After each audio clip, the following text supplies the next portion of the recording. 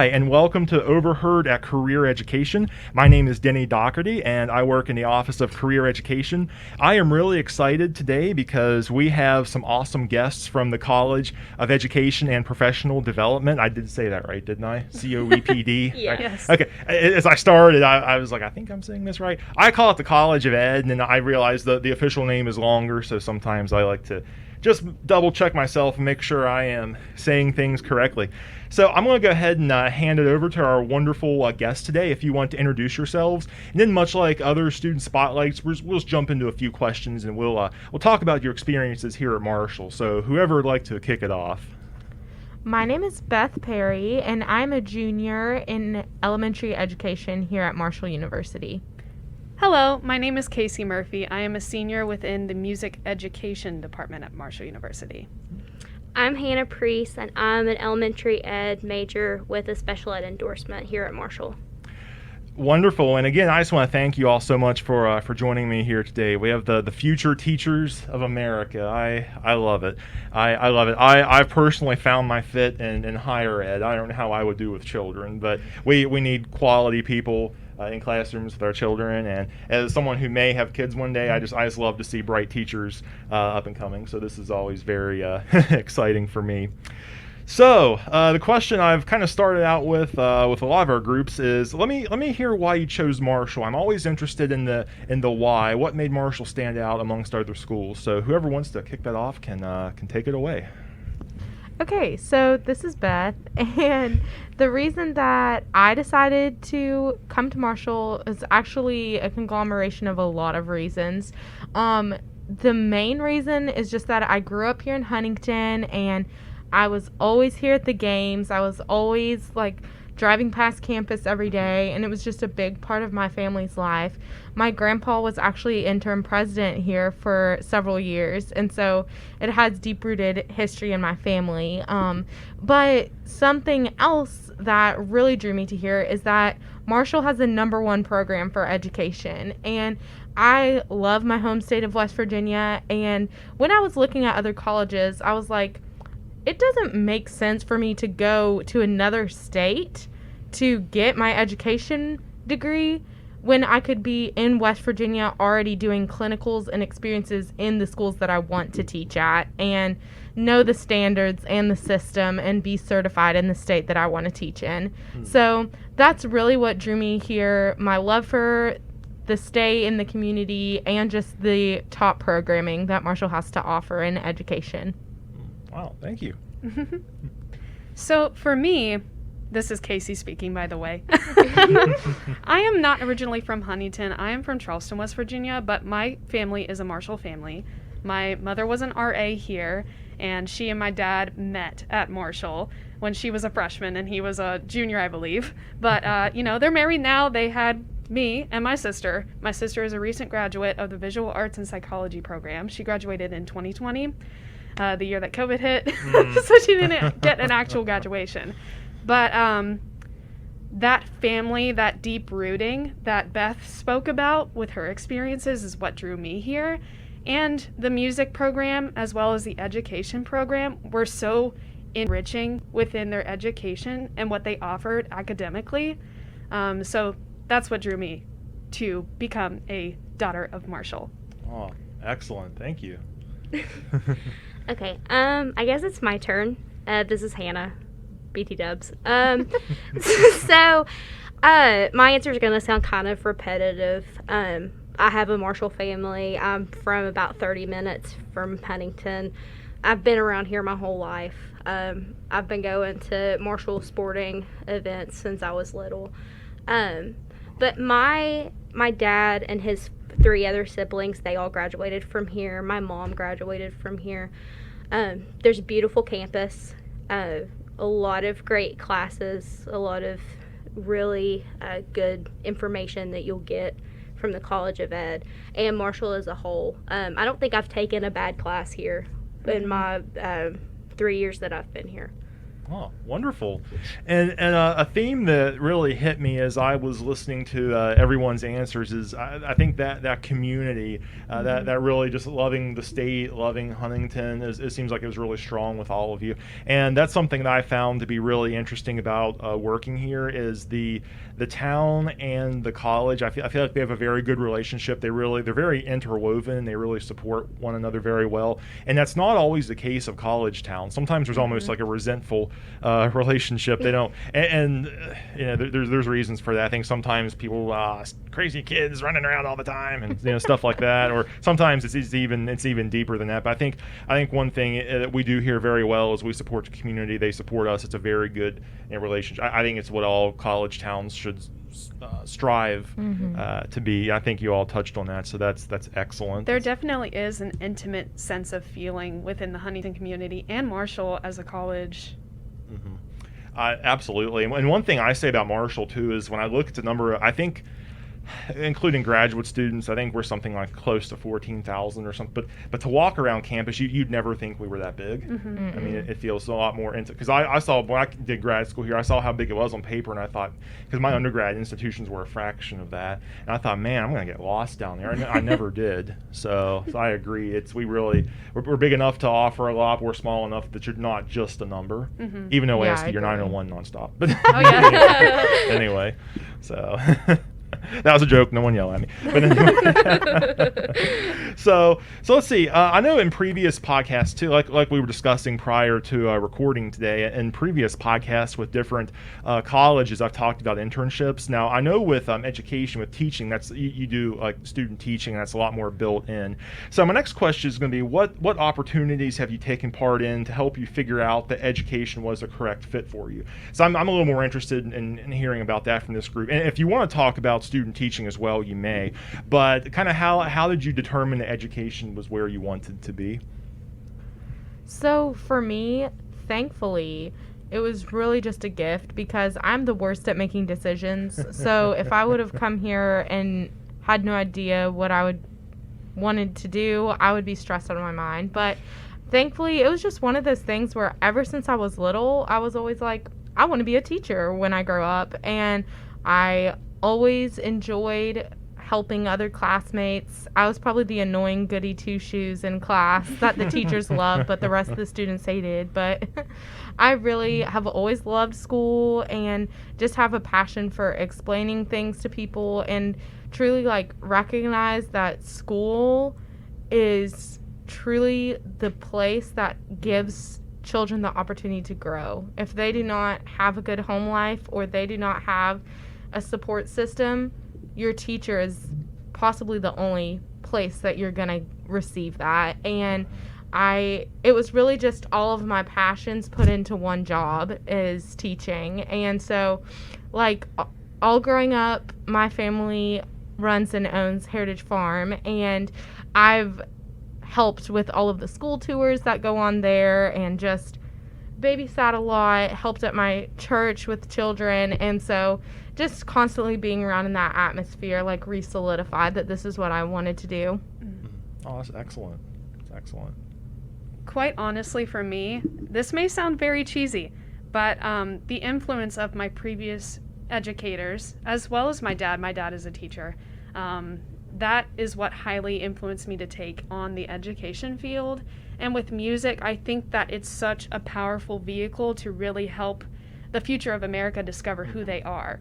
And that has such a profound effect on me, having the ability to really see how I can make that impact in students' lives. I want to be able to achieve that and to cultivate that. So I think that with my previous clinical experiences really solidified that for me. And I'm very excited to student teach in the fall to really conclude those feelings, put them together, and then take on the future of America.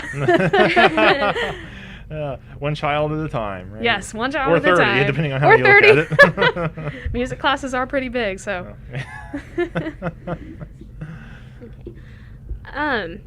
So with me, it was kind of a given that this was going to be my profession.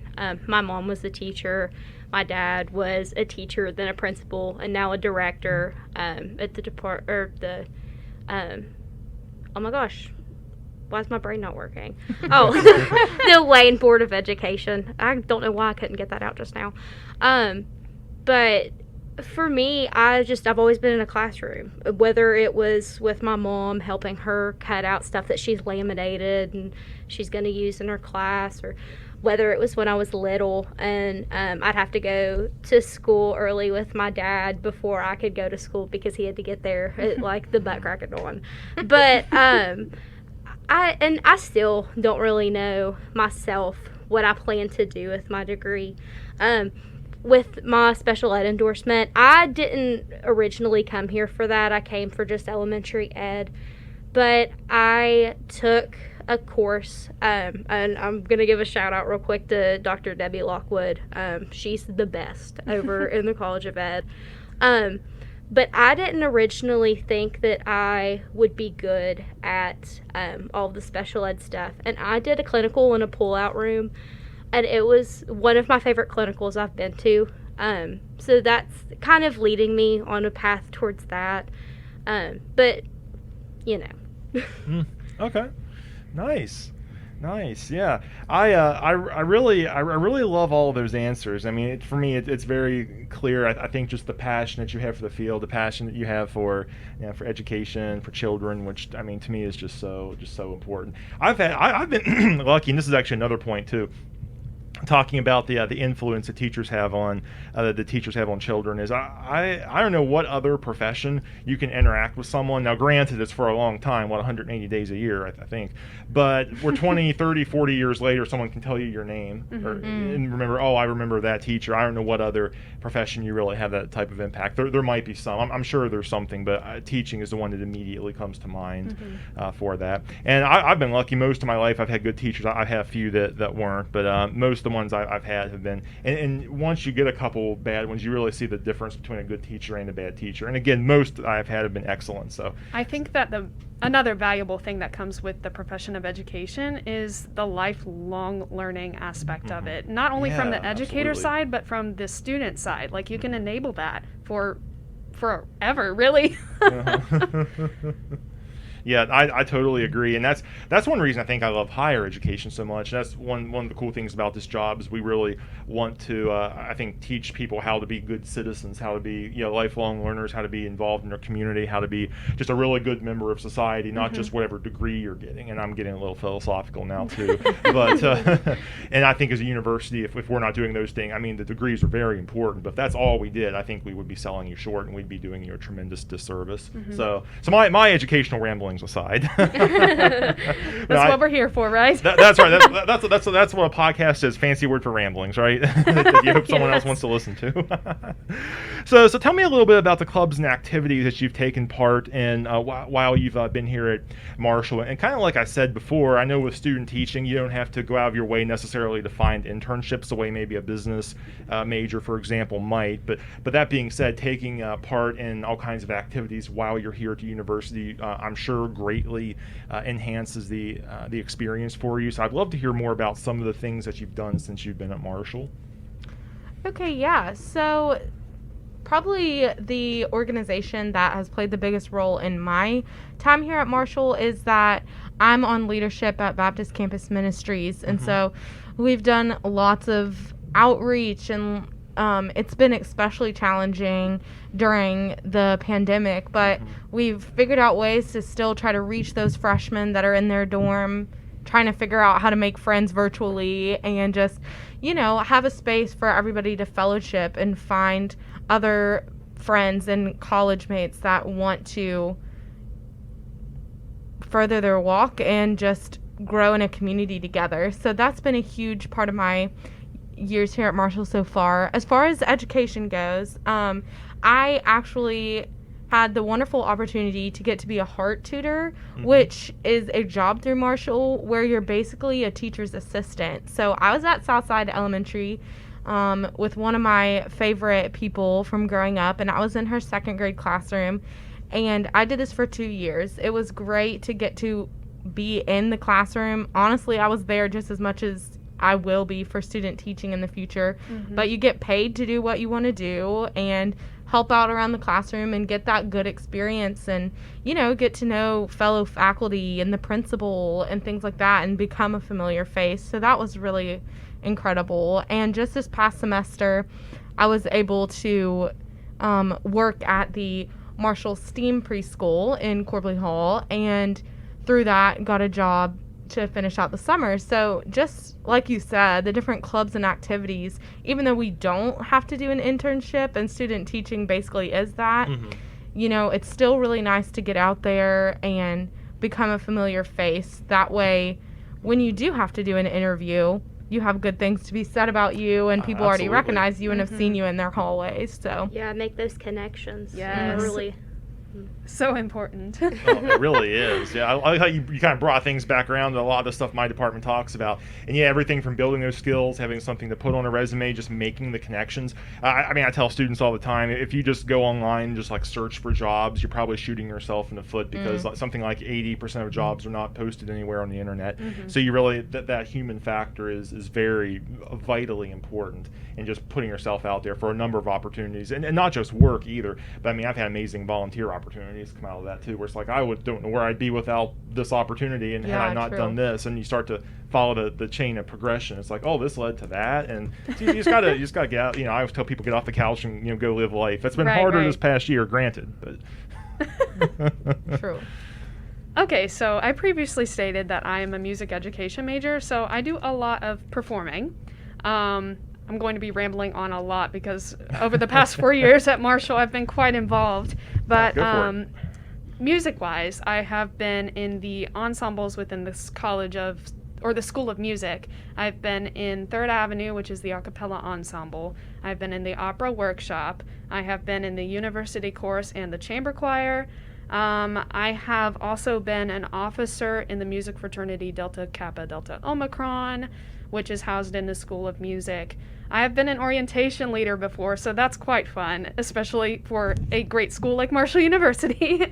And in terms of music education, I have been the vice president of the Collegiate National Association for Music Education organization.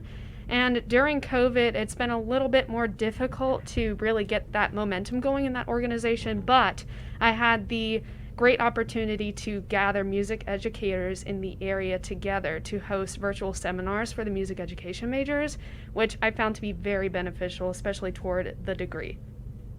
oh, wonderful. It's wonderful. Thank you.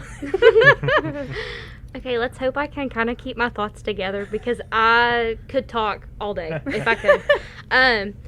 But I'll kind of start by I played rec basketball a little bit over at the rec when they would have tournaments and stuff. And right now, I mean, we can't do that obviously because COVID. But hopefully they'll start that back up in the fall. I can't wait for that. But I work over at the College of Education. I'm a student worker over there. I now work in the Learning Resource Center. If you are from the College of Ed, you know exactly what I'm talking about. But my mom, she also works over in the College of Ed. She's the assistant director of Scopes. Don't ask me what Scopes stands for. I still couldn't tell you. I've worked there for 3 years. I have no idea. But I'm also the vice president of SEEC, which is, oh gosh. Oh my gosh, I cannot believe I just forgot the name of my club. It's finals week. We'll chalk it up to finals week. There's no explanation needed. Oh my gosh, Student Council for Exceptional Children. Gosh, why could I not even think of that? But, and I've been plugging the special ed department since I've come over here. I'm sorry.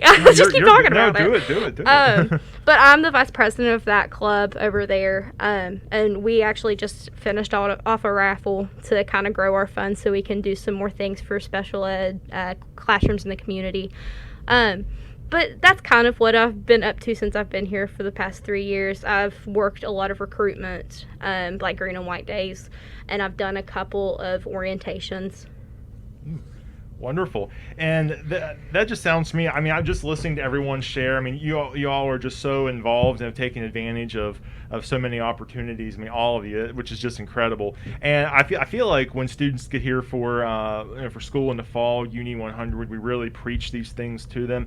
And for me, this is just a good testimony to you really do want to take advantage of those opportunities, because they lead to all kinds of excellent things for you. Don't overlook the importance of taking advantage. And let me tell you, 4 years passes by like this. So do it while I can. And I feel like if you just go to your classes, like let's say you're a college student and you're only considering college going to your 5 classes that you have in the semester, you're not, well, I shouldn't say this, but I feel like you're not going to have a good experience. What kind of fun is that? That's no literally fun. just, Exactly. like, that's not the main point of college. Like, yes, you're, like you were talking about, you're here to get your degree, and you get your degree by going to those classes and doing your work from that. But how are you going to meet your friends and fellow people interested in what you're going to do? Or how are you going to further your passions and interests? Like, you pay for all of those things when you pay to take your classes. You're paying for all of the extracurricular things and all of the other opportunities. So, like, I always highly encourage people to get involved as much as you can, because you're already paying for it and you have the opportunities to do so. And so many. Yeah, Yeah. anything. Absolutely. I think on HerdLink, it's something, I think at one point in time, the number of organizations was like 206. That sticks out to me. I believe it. And I think it may be higher than that now. I feel like I've heard that's more than that. So, and we've, in orientation sessions as well, we've told students, if you, in 206 or 240 or whatever it is organizations, if you positively don't find one that works for you, you can start one. Yeah. So create your There own. is always a place for everyone. There Always. is, and really to kind of go along with what you're talking about, my first 2 years of college, and I never want to like talk about myself at length on these things, but I just will make this a testimonial as to what you said. Basically, I won't say where. It was somewhere in the area. It was not Marshall. I attended a university for 2 years, didn't get involved, and it was kind of an unfulfilling, lackluster experience. I transferred schools, and then once I did that, I got involved, and it was night and day, 180 change. So I've seen both sides of the coin, and you're spot on. Just get out, get involved, and sure. So here's a fun one for you. Now the question is, what are your future plans? But given your majors, I mean, that's somewhat fairly obvious. But in addition to teaching, because I feel like that's a given, what other future goals do you have? Is there anything in the pipeline or Pipeline. the pipeline? Is that a funny word to say? Sure. Okay. I don't know. Okay, so I feel like for me, I feel like the first thing everybody asks you when you say that you're an elementary ed major is, oh, what grade do you want to teach? Mhm. Well, I really don't have an answer for that one, because I got an endorsement for early childhood, so I will be certified 0 to 6th grade. But I honestly like things about each section. I love the age of the younger ones, pre-K to 2nd grade, but I love the content area of 3rd through 5th. So I'd really be okay with anything. But obviously, like you said, my goal is to get a job. And then I would love to, obviously, further my education and get my master's degree, but also eventually become National Board Certified, which is, for those of you that don't know, it's basically a big pay raise, but also just kind of saying, like, hey, I've put in the work to be the best of the best, and like proved that I teach my content in a productive way. It's a big process and hard to pass, but I would definitely, that's like a long-term goal for me. But other than that, I don't know, have a family, I don't know, simple life, stay around the area. Okay. So for me, I will be certified K through 12. So I always get the question, what grade do you want to teach? And just like Beth, I don't have an answer for that, because I find something valuable in every single grade level, especially in the younger grades where I establish the fundamentals of music. I think that's so enriching. But I am more than open to any experience that comes my way. I'm just kind of taking it by the reins and taking everything in right now. But I also just finished a Bachelor of Fine Arts in Vocal Performance. Okay. Yes, I passed my capstone last week. Oh, congratulations. Thank you. So with that, I would love to go to grad school for performance, get a deeper understanding of the pedagogical side of the voice and performance in general, and I feel like that would really strengthen my teaching abilities, especially if I land in a choir position in a school. Yeah. So with that, those are my future plans, but I'm honestly just giving it to God and saying, hey, like, you know what's best for me. So Absolutely. yeah. Exciting stuff. Both of you, that's exciting stuff. Thank you. I wish I could say I had a game plan. Honestly, who does? Yeah, game plans are not for me. I have been winging it since before the beginning of my time. But my kind of game plan right now is I'm going to get a master's in something. I don't know what. I'm still trying to decide. I'll just continue furthering my education until I figure it out. But there are a couple different options I have. I could get a leadership studies, and that leads me into director jobs and principal jobs. But who knows what they want to do right now? I've got time. I'm not That's sure right. though. You need to give yourself grace. We're in a pandemic too. Oh yeah, that too. Definitely. And one thing that strikes me again about all of you is it's funny because a lot of your answers, I feel like I pull the same great themes out of all of them, which is wonderful. But that you're passionate enough about what you want to do, but you don't want to stay stagnant in it either. It's you don't want to. I just want to be a teacher. I want to coast until I can retire, because that's not. I mean, whether it's education or any career, I don't think that's a good game plan. But there are plenty of people I feel like do that in their careers. But I mean, each of you seems ambitious. You want additional certifications, education, just any other opportunity, just to open up the doors for things in the future. Because a career is a really long time, and this is I have this discussion with students a lot, and something that when you're between 18 and 22, you're probably not thinking about.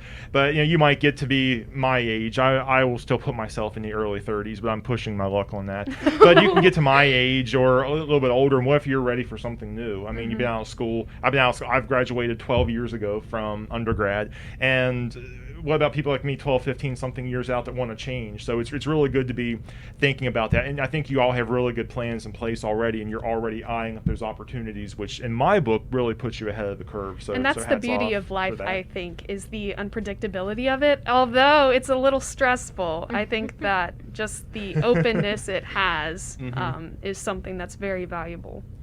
It is the when you have the openness, I feel like there's less structure, and I think there's good and bad. I think you touched on that. Yeah, it's good because it's not confining, but it's also bad because I think as humans we like to know the particulars we want Right. to know, and we want to know now.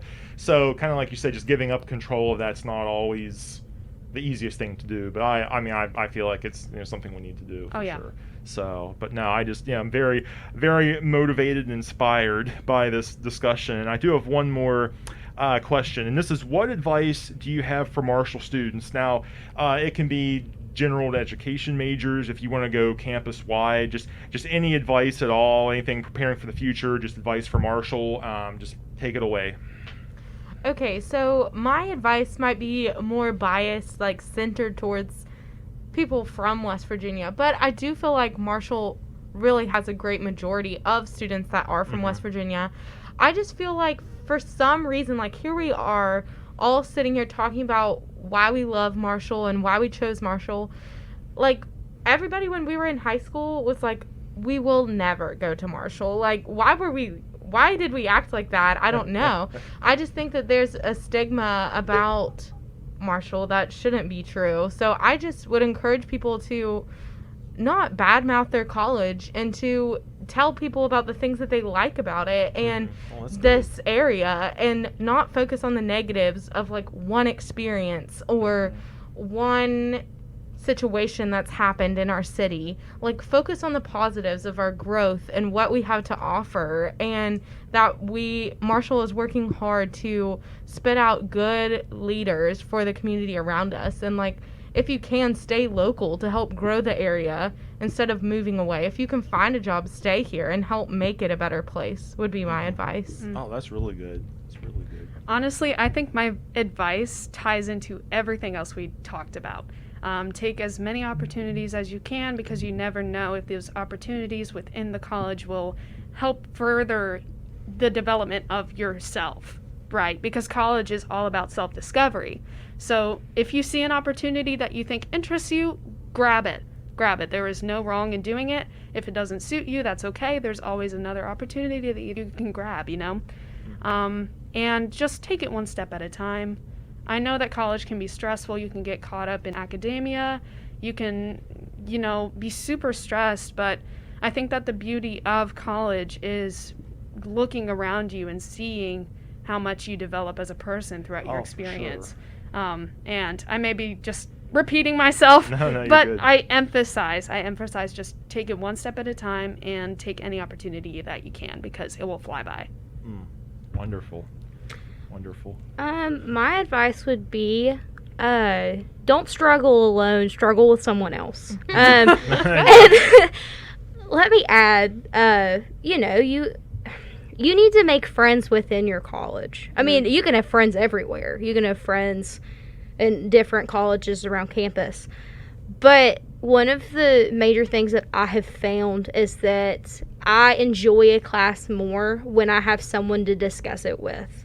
If I don't know anybody in that class, and I'm really hard at making friends. Like, I have a really hard time with that. I mean, obviously on here you would never know because I've just talked everyone's leg off. But I do. I struggle with making friends, but that's a really important part of being in college, is making those friends and making those connections with people who are going to be doing the same thing as you, and you know, compare homework, proofread papers. It's always good to have another person. Well, that's wonderful.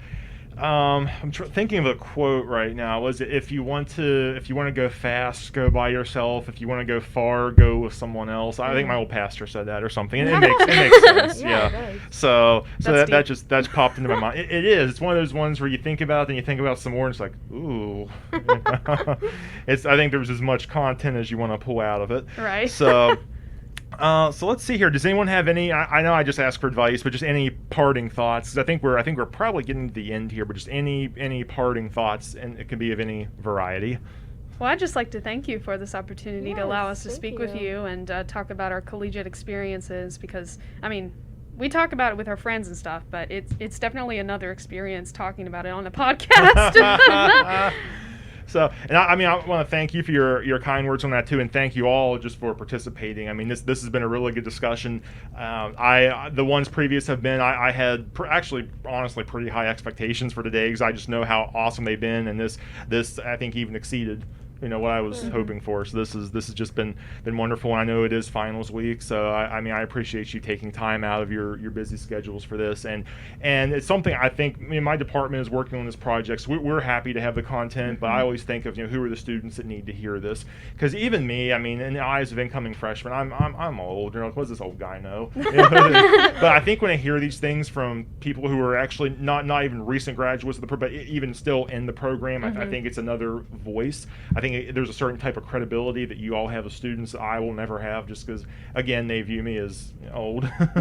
So I really think the things that you've said today, I really think they'll get passed along to students who need to hear them. So I just want to thank, you know, all of you for that. On behalf of the other two wonderful speakers we have today, I'd like to thank the College of Education for bringing us to this point, to where we could talk about our educational experiences within education. That's a lot of education in one sentence. Well, this is a university, so it's okay. Yeah. So thank you. No, this has been great. It's not something I've never really seen myself doing something like this, but I love this. This is great. Right, let's do it again. Yeah, let me, hey, if you're around this summer, let me know. I mean, if you want to do a part 2 or something. And it's funny how many students, and really I think this just kind of backs up what a number of you had said this time around. I can't tell you how many students have got here and they said, I'm actually kind of nervous to do this. And I said, hey, I probably need to tell people this is recorded, this is not live. I probably need to clear that up front. But a lot of these students have also said like after the fact, that, wow, this is so cool, I'm so happy I did this, even though it was really putting me out of my comfort zone. I mean, it put me out of my comfort zone when I started doing this thing as one of my new projects for my job, I just watched webinars and tried to learn this stuff. And yeah, I was really out of my comfort zone doing this. Not even because I'm a communication major, I can talk longer than anyone will listen. But it was more the technical side of things that worried me. So I mean, it was a step out of my comfort zone. But I've been having a blast with it, and I can't imagine not doing it now. But I think that also kind of backs up what a number of you all have said. Just if you get an opportunity, it might seem different, jump on it. What's worst that's going to happen? Yeah. So, well, I think we're probably the good stopping point today. So I want to thank everyone for joining us on Overheard at Career Education. If you're listening to this, which I guess if you're hearing my voice, you are listening to this, you're probably on our new YouTube channel. I'm going to ask you to go ahead and subscribe to that channel. That way you can stay up to date with a lot of our new content. We have a number of new awesome virtual outreaches. So just go ahead, and I'm not going to be corny and say something like, smash that like button. I hate when people do that. I'm just going to ask you to subscribe. I'm not going to try to be something I'm not. Just subscribe. Do it now. But anyway, but thank you for joining us on Overheard at Career Education, and I hope you'll join us next time.